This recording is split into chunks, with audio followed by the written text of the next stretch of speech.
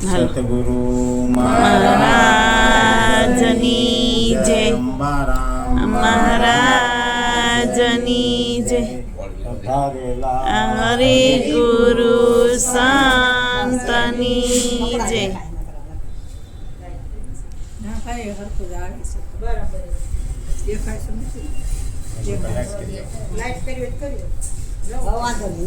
મહાપુરુષે જે મહિમા ગાયો છે એ નામનો જ ગાયો છે. એટલે મહાપુરુષે કીધું નામે પાતક છૂટીએ નામે નાશે રોગ, નામ સમોવડ કોઈની જપ તપ તીરથ કે યોગ. નામનો જ મહિમા ગાયો છે. નામથી છૂટવાનું છે. નામ સિવાય બીજી કોઈ વસ્તુ છે નહીં. અને જળ કે ચેતન તમે પકડવા જશો તો એક કે વસ્તુ પકડાય એવી નથી. પાણી છે ને તમે પકડશો તો પાણી પકડાય ખરું નહીં, પણ પકડાય. એનો બરફ જમાવો, સ્થિર કરો એટલે પાણી પણ પકડાય રહેશે. એટલે સાહેબે એમ કીધું કે સ્થિર થાવ. સ્થિર નહીં થાવ ત્યાં સુધી ગમે એવી વાત કરીશું, ગમે એવો સત્સંગ કરીશું કે ગમે એવું કરીશું, જ્યાં સુધી પોતાનું જીવન નહીં બનાવી ત્યાં સુધી બધું જેમ નદીનો વરસાદ વરસે અને પાણી જેમ નદીનો દરિયા ભેગું થાય એમ એ 84 ભેગા જ થવા. એમાં મીન મેઘ નથી.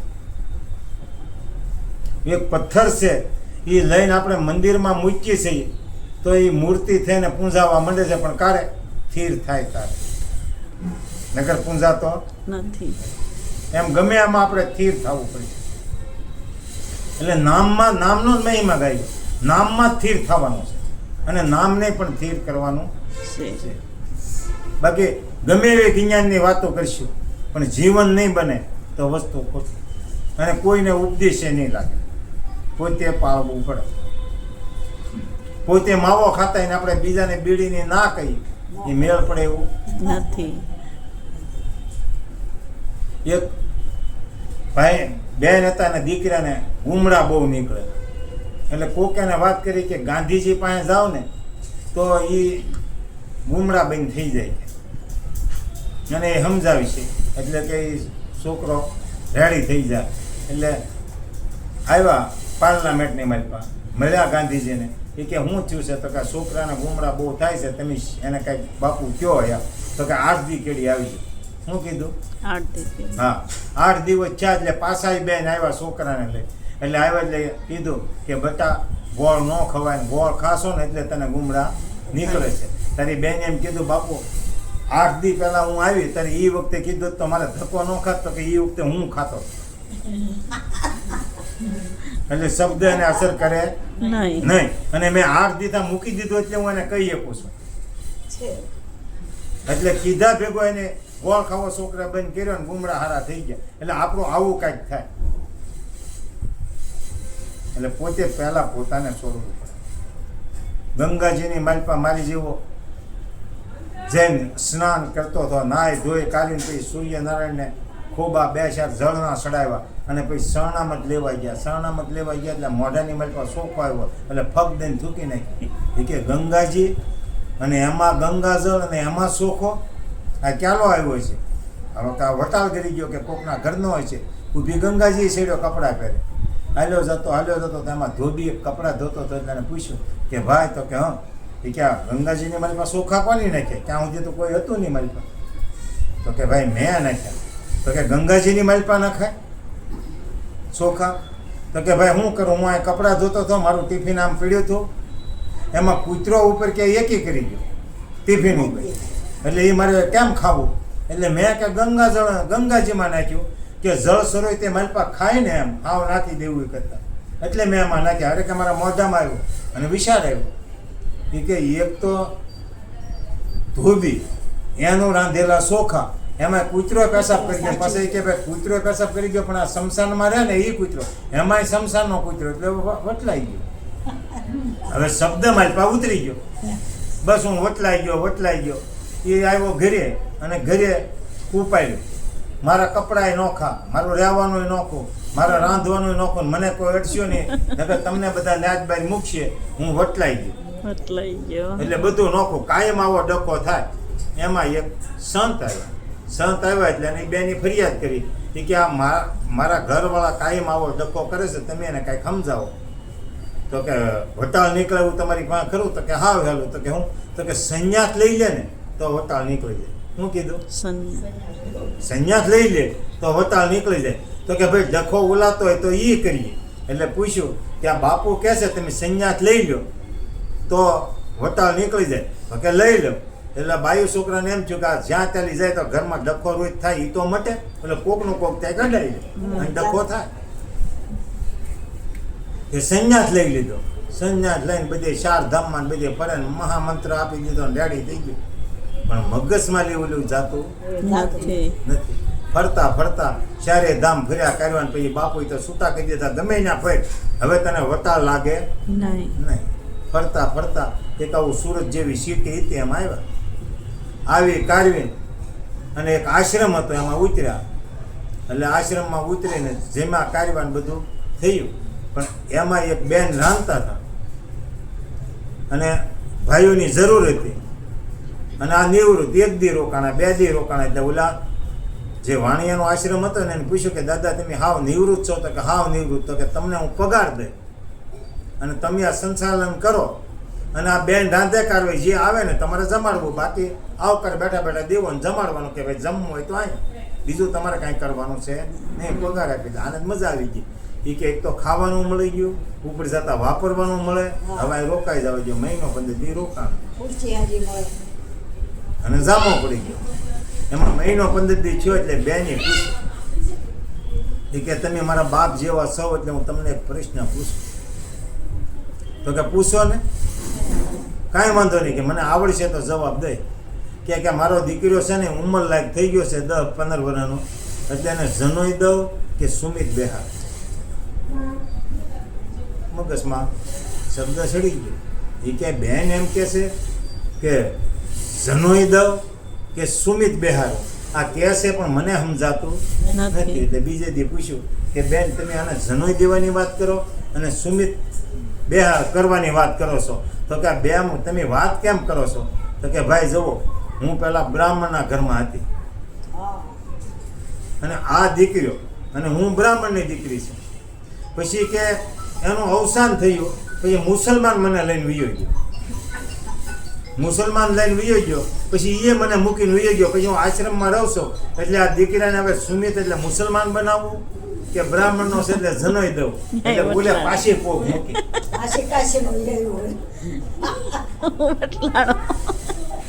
એ કે ઓહો આ તો મહિનાથી તમે મુસલમાનની બાઈનું રાંધેલું ખાધું.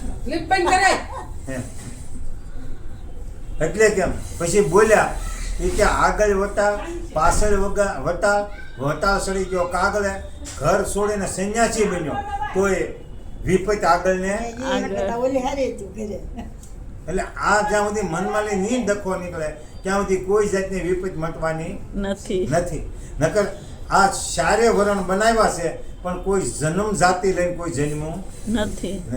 આ તો સંસાર છે અને વ્યવહાર કરવા માટે થઈને 4 જાતિનું વર્ણન કરેલું છે. અને એમાં અત્યારે કઈક જાતિ પડી છે પણ વ્યવહાર કરવા માટેની પડી છે. નકર નથી બેન કે નથી જે તત્વ આવ્યું છે એ બેને નથી અને ભાઈએ નથી, પુરુષે નથી અને નારી નથી. પણ વ્યવહાર કરવા માટે તેને આ બધું થયું છે. પણ જેમ છે આપણે સમજો તો કોઈ વસ્તુ કાંઈ છે નહીં. અને બ્રહ્મને લીધે માયા છે અને માયાને લીધે બ્રહ્મ છે. બે અરસપરસ છે, બાકી એક કે જુદું નથી. જો સમજાય તો આ આખો બ્રહ્મનો થાંભલો છે અને બ્રહ્મ માલપા ન હોય તો થાંભલો રહે એમ નથી. અને પ્રહલાદે બધ ભરી તો આ થંભને જ પડી અને આ થંભમાં જ બ્રહ્મ પ્રગટ થયો જ્યાં જોવો. બાકી બીજે કે થંભમાં પ્રગટ થયો નથી. એટલે જેમ સમજી લેવું અને જેમ હાલવું પડશે તમારે મારે તો આ બધું છૂટે એવું છે. નકર ડખો ઊભો રહેવાનો ને નકર જવો એ ઘર છોડીને સંન્યાસી બન્યો તો વટાળ તો આગળ સડી ગઈ. નકર કોઈ જાતની વટાળ લાગે એવું છે નહીં. નકર અને અસુર અને દેવો અને દાનવો સૃષ્ટિનું સર્જન થયું ત્યારે ભેગા છે ને હાલની તકે ભેગા છે. જેનો જેવો વિષય એવું એનું નામ પડ્યું. પરમાટી, દારૂ, જોગઠું આ બધું રમે અને અસુર કીધા. અને દેવી સંપ્રદાયનો માર્ગ પકડ્યો અને દેવો કીધા. રામ અને રાવણ ઈ હારીતા, કૃષ્ણ અને યાદવ એમાંય તે હારવારે જ હતા. પણ જેવો આહાર એવો વિહાર, જેવી સંગત એવો રંગ જામે. અને અત્યારે એમ જ છે. લંકાની માલ પર રાવણ હતો, જ્ઞાની હતો, પણ બ્રાહ્મણનો દીકરા હતા, છતાં ઋષિના દીકરા હતા, પણ સંગ અસુરીનો કર્યો એટલે રાક્ષસ કહેવાનો. નકર કોઈ જગ્યાએ આખી રામાયણ તમે જુઓ તો રાવણે ભૂલ કરી નથી. એક જરીકે નથી કરી. વાંસવા વાળા ભલે ગમે એમ પાસે, પણ જેટલી સુધી તમે જુઓ તો એક સેકન્ડે ભૂલ કરી નથી. પણ માણસને સમજાતો નથી કે રાવણે સીતાનું હરણ કર્યું, પણ રાવણે નથી કર્યું. માતાજી છે એ મર્યાદા મૂકી, રેખા ઓળંગી. જો રેખા ન ઓળંગી હોત તો રાવણ કશું કરી શકે એમ હતો નહીં. અડે એમ નહોતો. અને રાવણ કે અસુર હતો, પણ રેખા કોઈ ન ઓળંગી એટલું તેને જ્ઞાન હતું. અને રૂપે એનું લીધું, સાધુનું, બ્રાહ્મણનું, સાધુનું રૂપ લીધું. ભગવો પહેર્યો, જગતને બતાવ્યું કે આ ભગવામાં ભલભલા ક્ષેત્રા, આનું ધ્યાન રાખી. આ આપણે જ્ઞાન આપ્યું. મોટી જતાન ભગવાન અને બહુ જ્ઞાની છે ને એમ નહીં. એટલે કીધું શબ્દ અને એનું આચરણ કેવું છે એ પહેલા તોલ કરવો, દેખી પેખીને ગુરુ કરવા, નકર એના પેટ ભરવા દેવા. નીરજ બાપુ કહે છે લાગડ ગુરુ છે એમ ધારી લેવું નહીં. આપણને જ્ઞાન આપ્યું પણ આપણને સમજાતું નથી. એ વખતે પૂછે મનોદરી એ કે તમે સીતાનું હરણ કર્યું તો કઈ રીતે કર્યું? તો કે મેં સાધુના રૂપ ધારણ કર્યું હતું. તો કે રામનું ન ધારણ કરાય? તો કે તો આખી જગતની તારી સિવાય બધી મને માં બતાતી, કા પત્ની બતાવી કે જો રામનું રૂપ ધારણ કરો એટલે એ મારે કરવું નહોતું. સાધુનું રૂપ ધારણ કરો એટલે જગતની બધી નારી મને માં બતાતી હતી તારી સિવાય. અને મેં જગતને કે સંદેશ આપ્યો તો કે કા કે સીતા જો ભગવામાં ક્ષેત્રના રામના ઘરે લાતા તોય તો કે આ કલયુગની માલપા કે સતયુગ કે ત્રેતા યુગની માલપા કોઈ ક્ષેત્રાય નહીં, એ માટે મેં ચેતવણી આપી. તો કે તો બરાબર. તો કે પછી એને મારી માં હતા એટલે કાંધે બેહારી અને લાવ્યો. આપણે હોનાના મેલ ઘણા પડેલા છે પણ મેં એકે મેલમાં ઉતારી નથી, કારણ કે મારા બાપાને વનવાસ આપ્યો એટલે મેં વનની માલપા મારા માને ઉતારી. અશોક વાટિકામાં જ્યાં હરકને શોક નથી ત્યાં, તો આપણે આપણા ગુરુ મહારાજે જ્યાં હરકને શોક નથી ત્યાં મૂક્યા. બાકીનું બધું છોડાય. લંકાએ છોડાયું, અયોધ્યાએ છોડાયું, બધું છોડાયું અને અશોક વાટિકામાં મૂક્યા જ્યાં હરકને શોક નથી. અને ત્યાં હરક શોક પુણ્ય પાપ કોઈ વસ્તુ નથી. ત્યાં ઊભા મૂક્યા જો ત્યાં રહી તો, ત્યાંથી નીકળી જાય તો નહીં, મનમાની કરીએ તો નહીં. અને ત્યાં મને નથી, બધું લય પામી ગયું. પોતે જ ઉભા રહ્યા સ્વરૂપમાં, બધું લઈ લીધું. કોઈ વસ્તુ આપણી પાસે રહી નહોતી. આપણે જ હતા. એ વખતે જ્ઞાન થયું. ન્યા જ કીધું છે ગંગા સતી વીજળીને સમકારે મોતી પુરોવો પાનબાઈ. એ સમકારાની માલપા મોતી પુરોવાઈ ગયું તો બેડો પાર. અને નથી પુરોવાનો એ જે મનમાની કરે ધ્યાન કરવા દેવું. કીધું કોઈ કરે એવું નથી. પોતાથી જાગૃતિ આવે કે મારે ન કરાય તો. એટલે એ વખતે કીધું કે તમારે તો રામ મારીને એ બધો વેરભાવ હતો ને, તો કે દેવી તને ખબર નથી હું ભક્તિ વાળીને આવ્યો છું. મારી માં આવી ને એટલે મારો બાપ ગોતતો અહીંયા આવશે. મારે એને ગોતવો નહીં પડે અને જવું જાવું પડે. માણાએ ઊંધું લીધું. અને એ વખતે જ્યારે શેતબંધુ રામેશ્વરની સ્થાપના કરી અને પાર બાંધતા હતા સમુદ્ર માથે જાવું હતું તારે, એ વખતે કીધું કે સ્થાપના કરવી પડે તો કે પૂંજા માટે તો કે રાવણને બોલાવવો પડે, પણ જવું તો દુશ્મના વટ નથી રાખી. પત્ર મોકલેલો તરત આવે છે. પુષ્પ વિમાન લઈને, એ વખતે ક્યાંય વિમાન નહોતું, રાવણ પાસે જ હતું, રામ પાસે નહોતું. એ વખતે સીતા માતાને લઈને આવ્યા અને લક્ષ્મણે બાણ ચડાવ્યું. તો કે શું કામ? તો કે રાવણ આવે એટલે આપણે લંકામાં જવાની. તો કે ભાઈ મૂકી દે. આંગણે આવે દુશ્મન તો એને આવકાર દેવો પડે, હામૈયું કરવું પડે, પૂજા કરવી પડે. દુશ્મન હોય તો આપણે આંગણે આવે છે તો આ વ્રત, આ તમારે મારે આ વ્રતવું પડે. આંગણે દુશ્મન આવ્યો હોય તો આવકારો દેવો પડે. બહાર નીકળ્યા પછી એને આંગણે જઈને દુશ્મના વ્રત કરો. આ ભક્તિ માર્ગ છે, પણ એ આપણે કરવું નથી. કેવું કેવું રામાયણની મારી પાસે સમજાવે, પણ એ લક્ષ્ય લેવું નથી. એ વખતે તો કે આ બાણ સડાવ્યું એ તો કે રાવણે કીધું અમારી બાજુ જવા દો, અહીંયા મારી જેવા લાટ છે, જે એકાદો ઓછો થાય. એ બાણ ન્યા છોડાવ્યું, અહીંયા હામૈયું કર્યું, હાર પહેરાવ્યું, ને એ વખતે પૂજા કરીને છેદ બંધુ રામેશ્વરની સ્થાપના કરી, અને એ વખતે આશીર્વાદ દેશે વિજય ભવ. જુઓ તમે લંકાની માલપા આવો, મારો ભલે નાશ થાય અને તમારો વિજય થાય. દુશ્મન હોય તો આવો આશીર્વાદ આપે. આ જુઓ સંતનો મહિમા. સંત છે એ કોઈને ખીજાય નહીં. આપણે સાખી બોલીએ કે ગુરુ એસા કહી છે પુણ્યમ કા સંત, તેજ કરે પણ તપે નહીં, ઉપજાવે આનંદ. તપે એ ગુરુ નહીં. કોઈ પણ, કે હું મહાપુરુષ છું, પણ તપે એ મહાપુરુષ નહીં. ગમ ખાઈ જવું, એને ક્રોધને જીતેલો છે, ક્રોધને જીતેલો છે, અને શિષ્ય છે અહંકારમાં ઓગળી ગયેલો હોય. એમ, અને એ તો હજી અજ્ઞાન છે, ગમે તે પ્રશ્ન કરે તો શાંતિથી આવડે તો સમજાવાય, નકર હાથ જોડાય કે આવ શબ્દ મારી પાસે નથી. તપાય. નહીં. એ વખતે આશીર્વાદ આપ્યો, અને એ શ્લોક, એ શબ્દનો ઉચ્ચાર જવો, શેત બંધુ રામેશ્વર. શું કે છે? શેત કહેતા એટલે તું શેતીદા, બંધુ કહેતા મારા ભાઈ. અને આની મારી પાસે સર હાલે કોને આધારે? ક્યાં સ્થાપના કરી? રામે ક્યાં બહાર કરી? પોતાના ગોતવા ક્યાં જાય છે? બહાર. એક એક શબ્દનો વિચાર કરો. અને એ વખતે આખું સૈન્ય ઉતારે, અને અંગત છે ને એને તોય સરસા કરવા મોકલે. સરસા કરવા મોકલે એ વખતે અંગત સભામાં જઈને બેસે છે, પણ એને આસન મળતું નથી. વિભીષણ કહે છે કે ભાઈ તપસ્વીનો દૂત આવ્યા છે, તો આપણે આંગણે આવ્યો છે, તો આપણે એને થાન ગ્રહણ કરાવવું જોઈએ. તો કે એ મારે કાંઈ નથી કરવું, તો એને તપસ્વી ઓરો છે જ્યાં જતો રહે. જો કાઢી મૂકે જ્યાંની લંકાની પથારી પડી. નકર સંત જ્યાં સુધી હતો ત્યાં સુધી લંકાને ઊની આસ આવી નહોતી. અને અહીંયા મહાભારતની માલપા જ્યારે કાકાને જ્યારે મોકલ્યા જાત્રા કરવા, વેદુર કાકાને, ત્યારે હસ્તિનાપુરની પથારી કરી. કૌરવોનો તારે વાંકો છો. એટલે એક ઘરની માલપા કોઈ પણ ભક્તિભાવ વાળું હોય ને એને આધારે જ આપણે હોય. જો સમજાય તો બધાનો એકને આધારે જ હોય. અને આ આધારે એને રજા આપી, ત્યારે ન્યાલી ઉત્પાદ ચાલુ થયા. અને એ વખતે પૂછડાની ઘૂસડું કરીને સિંહાસન કરીને બધા તે ઉષા બેઠા, અને સરસા મૂકી તો કે એ કાંઈ એમાં અમારે સંધિ કરવાની નથી. એ વખતે પગ આમ કરીને ધડ દન મૂક્યો. એ કે મારો પગ ઉઠાવી લે એટલે હું સીતાને હારી જઈને એમની પાછા અયોધ્યામાં જતા રહી.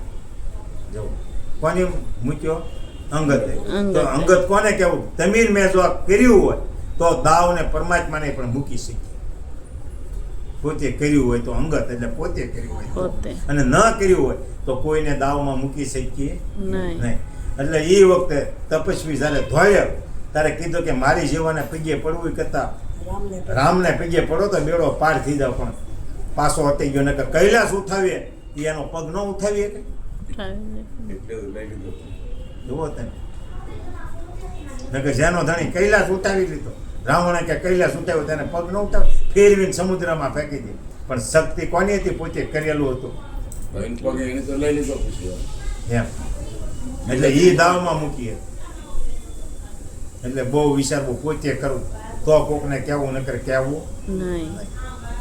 એક પછી એક રામાયણનો પ્રસંગ જવો તો બધા એવા ને એવા છો, એવા ને એવા છે. એટલે રાવણે ક્યાંય ભૂલ કરી નથી, પણ આ તો ચિત્રી બતાવ.